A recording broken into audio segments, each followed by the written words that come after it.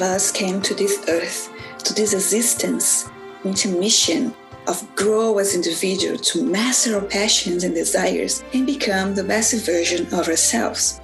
Whatever you are in this path of self-development, growth, discovering, and evolution, this podcast is for you. Come and join me in this amazing adventure of becoming someone greater than we were yesterday.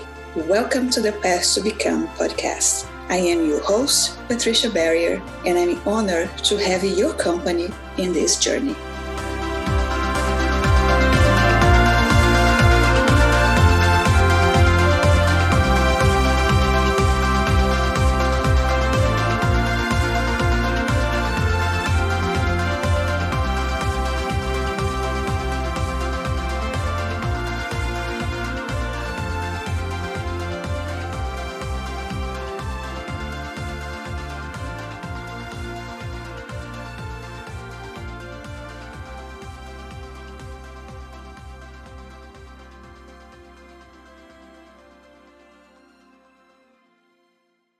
Hi everyone, welcome to one more episode of The Path to Become. Here's your host, Patricia, and I want to talk to you today about how can we come from pain or distress in your relationships, in your family, to peace and joy. And maybe what I really want to tell you is share my story, how that happens to me, and how can I help you go through the same achievement. Okay, I learned a lot in my self-development process about how to go from this overwhelming distress, feeling that I'm not a good mother or I'm not a good wife. So if you listen to my first episode, you know what I'm talking about, and the struggle that I had with my daughter.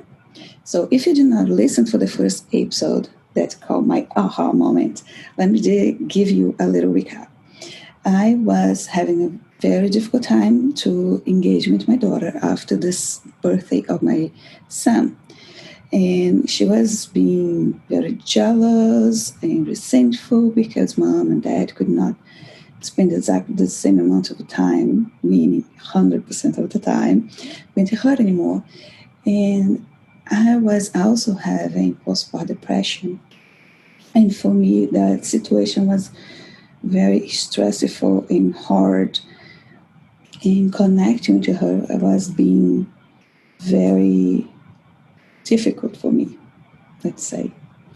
So what I went through was I came to a realization that I need to change the situation, that she was just being a kid that was afraid to lose mom and dad's love for this new little creature that she just have arrived. And now she needs to call like brother. And how I find in my family tradition a way to connect with her. So in all my process of self-development and the things that I study about how I can shift my way of thinking to help the way I perceive my reality. I also learn that is many different personality types and ways the kids react in acting in different situations.